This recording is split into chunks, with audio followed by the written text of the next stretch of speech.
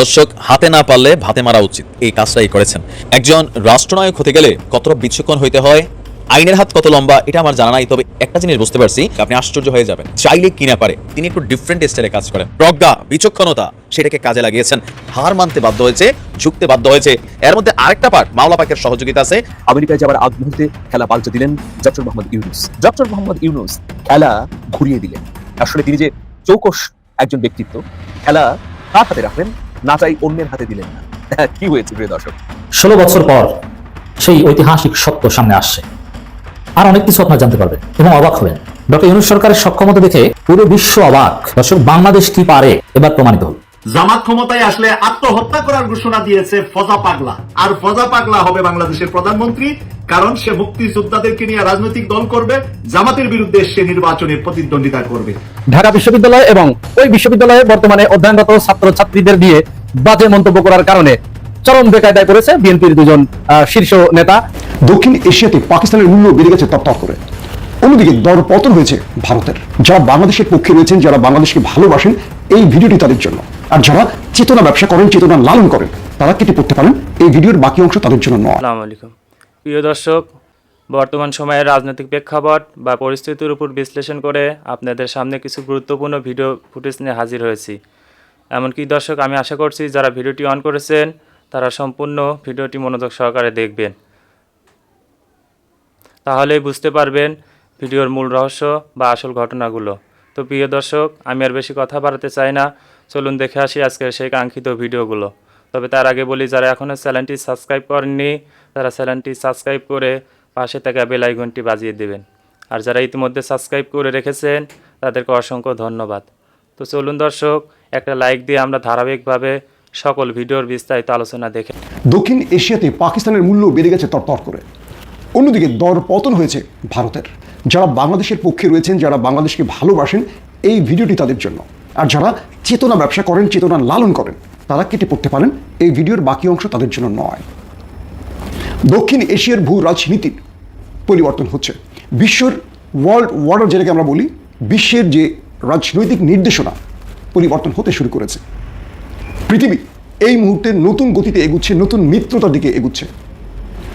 পাকিস্তানের সাথে সৌদি আরবের এই মিত্রতার নেপথ্যে থাকতে পারে চীন। আবার এই চীনকে কবজা করার জন্য আমেরিকা তার পরিকল্পনা নিয়ে মাঠে নামছে।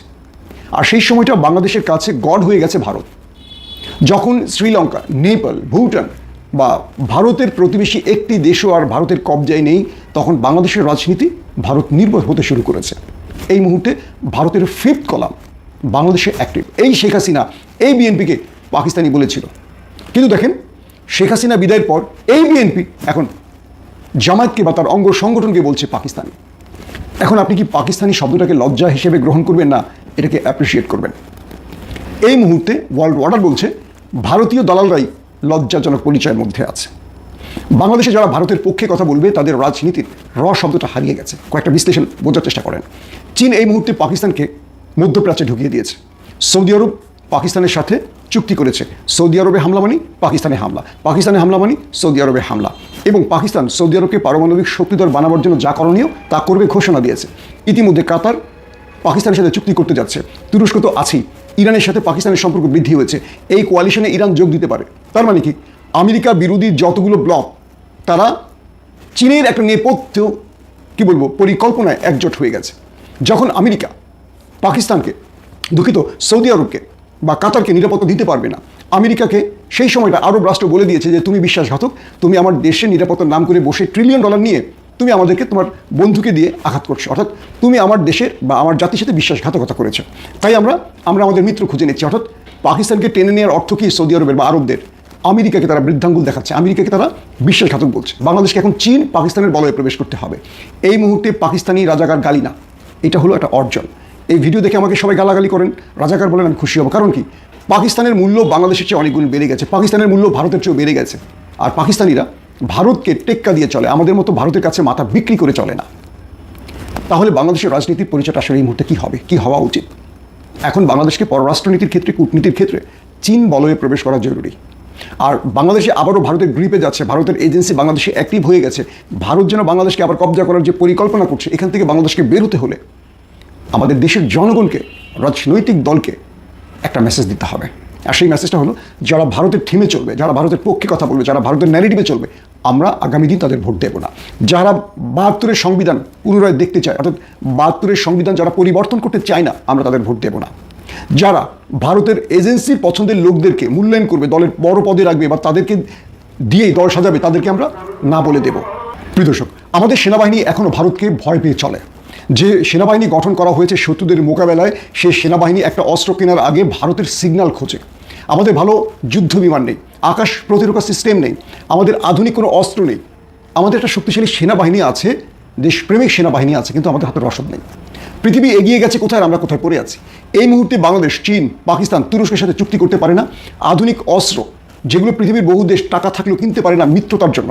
বাংলাদেশ তুরস্ক থেকে পেতে পারে, চীন থেকে পেতে পারে, পাকিস্তান তো সাথে নেওয়ার জন্য। কিন্তু আমরা তাকিয়ে থাকি ভারতের দিকে। ভারত খুশি হবে না বেজার হবে? আমাদের দেশের রাজনীতির পরিবর্তনটা যে হবে, এই পরিবর্তনটা এখনও ভারত কন্ট্রোল করছে। কে বসবে, কী হবে, কী করবে। আমাদের নেতারা এখনও প্রতিদিন হাজিরা দেন ভারতের, কী বলবো, আধিপত্যের বাজারে, ভারতের দখলদারিত্বের বাজারে গিয়ে। আমরা এখনও আমাদের নেতৃত্বকে ভারত থেকে সরাতে পারিনি। অথচ ২৪শে বিপ্লব ছিল দিল্লি না ঢাকা এই স্লোগানে। কেন ভারতকে খেদিয়ে আমরা আমাদের দেশের নিজেদের একটা স্বাধীন সার্বভৌমত্বের জন্য আমরা রাজনৈতিক নেতারা নিজেদের কাছে পাওয়াটা নিচ্ছি না? বিএনপি বলি, জামায়াত বলি বা আদার্স দলগুলো বলি, আমরা যদি একসঙ্গে সবাই ভারতকে না বলে দিই, তাহলে ক্ষতিটা কোথায়? ভারতকে দ্বিতীয়বার এখানে আসতে পারবে? হোক সেটা বড় দেশ। ভারত কি পাকিস্তানের পাশে সবচেয়ে বড় দেশ না? পাকিস্তান কি আয়তনে খুব বেশি বড়? তাহলে ভারত কেন প্রতি মুহূর্তে, পাকিস্তান কেন প্রতি মুহূর্তে ভারতকে চ্যালেঞ্জ জানাচ্ছে? আজকে পাকিস্তানের আসিফ মনির যে ডাইনামিক খেলাটা খেললেন, তার এই কী বলবো, সেনা প্রধান অবস্থায় তিনি পুরো আরবদের বিশ্বস্ততা অর্জন করেছেন। এই জায়গায় কিন্তু বাংলাদেশ প্রবেশ করতে পারত। আজ বাংলাদেশের সাথে যদি এই চুক্তিটি হতো যে সৌদি আরবে হামলা মানি বাংলাদেশে হামলা, বাংলাদেশে হামলা মানি সৌদি আরবে হামলা, পাকিস্তানে হামলা, কিংবা কাতার, কুয়েত, তুরস্কে হামলা বা ইরানে হামলা, এই যে যৌথ কোয়ালিশনে বাংলাদেশের অবস্থান কোথায়? শূন্যতে। কারণ বাংলাদেশের সেনাবাহিনী ব্যক্তিগতভাবে তাদের ইমেজ থাকলেও এরা যুদ্ধের জন্য যে আধুনিক প্রযুক্তি বা আধুনিক সরঞ্জাম দরকার, এর কিচ্ছু নাই। খুব মামুলি সংখ্যক আছে। এগুলো ভারতের সাথে একদিনও লড়াই করে টিকে থাকার মতো না। আজকে দেখেন ইউক্রেন রাশিয়ার বিরুদ্ধে যুদ্ধে টিকে আছে কত বছর। ইউক্রেনকে অস্ত্র দিচ্ছে পশ্চিমা দুনিয়া, কিন্তু বাংলাদেশ যদি ভারতের বিরুদ্ধে টিকে থাকতে হয়, অস্ত্র দিবে হয় পাকিস্তান, হয় চীন, তুরস্ক। এই সময় কি আমেরিকা, রাশিয়া আমাদের অস্ত্র দেবে? ভারতের প্রকৃত বন্ধু তো তারাই। তাহলে বাংলাদেশ কেন মিত্র বাড়াচ্ছে না? কালকে যদি আমাদের দেশে আগ্রাসন শুরু হয় প্রতিবেশী রাষ্ট্রের, তাহলে আমাদের সবচেয়ে কাছে দাঁড়াবে যে রাষ্ট্রগুলো, তাদের সাথে আমাদের বড় বড় চুক্তি হতেই পারে, তাদের কাছ থেকে আমরা আধুনিক অস্ত্র আনতেই পারি। সেই দিকে বাংলাদেশ আগাচ্ছে না। এবং আগামী দিন যারা ক্ষমতায় বসবে, তারা ভারতকে মুচ লেখাই দিয়ে নিয়েছে যে আগামী দিনে যদি আমরা ক্ষমতায় বসি বা তুমি বসতে দাও, তাহলে তুমি যা বলবো আমরা তাই করবো। তুমি যদি চাও যে আমাদের কোনো এয়ারফোর্সে নতুন বিমান লাগবে না, আমরা কিনবো না। আমাদের সেনা সংখ্যা বাড়াবো না, আমরা আকাশ প্রতিরক্ষা সিস্টেম কিনবো না, শুধু ক্ষমতা চাই। বাংলাদেশের রাজনীতিতে এই পরিবর্তনটা জনগণ আনতে পারেন। এবার জনগণকে জাগতে হবে। ২৪-এর এই বিপ্লবের পর জনগণ যদি না জাগে, ঘুমিয়ে থাকে, এর চেয়ে দুর্ভাগ্য আর হতে পারে না। আমাদের জাগতে হবে। কোন রাজনৈতিক দলটা ভারতের বিরুদ্ধে দাঁড়াবে? কোন রাজনৈতিক দলটা বাংলাদেশের সেনাবাহিনীকে স্বয়ংসম্পূর্ণ করবে, পাকিস্তানিদের মতো স্ট্রং করবে? কোন রাজনৈতিক দলটা বাংলাদেশকে আগামী বিশ্ব চ্যালেঞ্জে, অর্থাৎ দক্ষিণ এশিয়াতে সামরিক দিক, অর্থনৈতিক দিক, সব দিক থেকে আরও উচ্চতায় নিয়ে যাবে? তাদেরকে আমাদের ভোট দিতে হবে, তাদেরকে বিজয়ী করতে হবে। তখন দেখবেন এই চাপটা জনগণের পক্ষ থেকে আসলে প্রতিটা রাজনৈতিক দল বাধ্য হয়ে আবার জনগণের কাতারে আসবে, জনগণের কথা কান পেতে শুনবে। ডক্টর মোহাম্মদ ইউনূস খেলা ঘুরিয়ে দিলেন। আসলে তিনি যে চৌকস একজন ব্যক্তিত্ব, তিনি এনজিও ব্যক্তিত্ব হলেও তার বিভিন্ন সামাজিক প্রতিষ্ঠানের সঙ্গে সম্পর্ক, দীর্ঘ কূটনৈতিক জীবন এবং বহু বর্ণাঢ্য মানুষের সঙ্গে ওঠা বসার কারণে যে প্রাজ্ঞ এবং দূরদর্শী চিন্তা, তার ছাপ রাখলেন। খেলা তার হাতে রাখলেন, নাচাই অন্যের হাতে দিলেন না। কি হয়েছে প্রিয় দর্শক, সেটাই আসলে খোলাসা করছি। ডক্টর মোহাম্মদ ইউনূস আজকে ঘণ্টাখানেক পরে উড়াল দিবেন মার্কিন যুক্তরাষ্ট্রে। তার সঙ্গে অন্যান্য সফর সঙ্গীর মধ্যে বিএনপি, জামাত এবং এনসিপির নেতারা রয়েছেন। এটা নিয়ে নানা ধরনের গুঞ্জন। অনেকে বলছেন যে কেন তিনি ৩টি রাজনৈতিক দলের প্রতিনিধিকে সঙ্গে করে নিলেন, সেখানে তিনি কি করবেন তাদেরকে নিয়ে। প্রিয় দর্শক, এই প্রশ্নের উত্তর সাংবাদিকরা জানতে চেয়েছিলেন রাজনীতি বিশ্লেষক এবং ঢাকা বিশ্ববিদ্যালয়ের শিক্ষক সাব্বির আহমেদের কাছে। তিনি বলেছেন, ডক্টর মোহাম্মদ ইউনূস ঝানু একজন ব্যক্তিত্ব। কোনো না কোনো উদ্দেশ্য আছে বলেই তিনি বিএনপি, জামাত এবং এনসিপির নেতাদের সাথে করে নিচ্ছেন। ২১শে সেপ্টেম্বর থেকে ১ অক্টোবর, মোটা দাগে ১০ দিন সময় জাতিসংঘের সাধারণ অধিবেশন সেশনগুলোর ফাঁকে তিনি কাজে লাগাতে চান। এবং শুধু কাজে লাগানো না, বরং চূড়ান্ত একটা সিদ্ধান্ত নিতে চান বাংলাদেশের রাজনৈতিক সংকট নিয়ে। অনেকে আশা করছেন যে এর মধ্য দিয়ে সংকট থেকে উত্তরণ হওয়া যাবে। শুধু তাই নয়, মানুষের মনে যে আশঙ্কা রয়েছে সেই আশঙ্কাও দূরীভূত হবে। প্রিয় দর্শক, শেষ মুহূর্তে একটি ঘটনা ঘটেছে।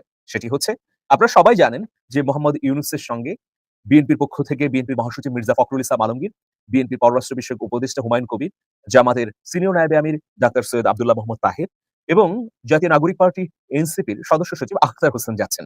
কিন্তু শেষ মুহূর্তে জামাত এবং এনসিপির পক্ষ থেকে বলা হলো যে এখানে তো আমাদের লেভেল প্লেইং ফিল্ড দরকার।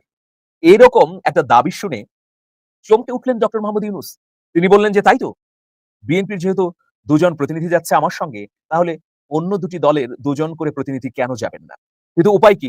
অন্যদের তো ভিসা নেই। জামাত বা এনসিবির পক্ষ থেকে ভিসা আছে এমন ব্যক্তিদের খোঁজা শুরু হলো। কিছুক্ষণ আগের ঘটনা আমি বলছি প্রিয় দর্শক। এরপর পাওয়া গেল কাকে? জামাতের পক্ষ থেকে পাওয়া গেল জামাতের সাবেক আমির মাওলানা মতিউর রহমান নিজামীর ছেলে ডক্টর নকিবুর রহমানকে। এনসিপির পক্ষে পাওয়া গেল তাসনিম জারা। এই দুজনেরই মার্কিন যুক্তরাষ্ট্রের ভিসা আছে। এখন জামাত, বিএনপি এবং এনসিপির দুজন করে প্রতিনিধি মোহাম্মদ ইউনূসের সঙ্গে মার্কিন মুলুকে যাচ্ছেন। তাহলে কি শেষ মুহূর্তে Mohammad Yunus level playing field তৈরি করলেন?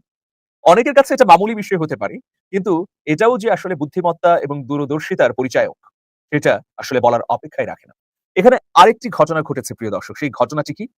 সেটি হচ্ছে, এই ঘটনা বা এই বিষয়টির সিদ্ধান্ত কিন্তু গতকালকে হয়েছে যে এই সফরে সঙ্গী হবেন আলী রিয়াজ। এখন ডক্টর মোহাম্মদ ইউনূসের কাছে এই আসলে ট্রাম্প কার্ড আছে, যে ট্রাম্প কার্ড তিনি শেষ মুহূর্তে ছাড়বেন যদি ঐক্যমত্য না হয়। প্রিয় দর্শক, এই ট্রাম্প কার্ড কি? এই ট্রাম্প কার্ড হচ্ছে চূড়ান্তভাবে সিদ্ধান্ত জানিয়ে দেয়া। ধরুন, আমি বায়বীয় একটা উক্তি করছি যে মার্কিন মুলুকে গিয়ে সমঝোতা হলো না।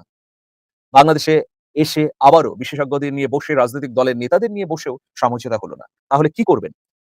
আমরা একটা বিশ্বস্ত সূত্র মারফত জানতে পারছি যে মোহাম্মদ ইউনূস শেষ কার্ড তিনি ব্যবহার করবেন একদম শেষ প্রান্তে গিয়ে।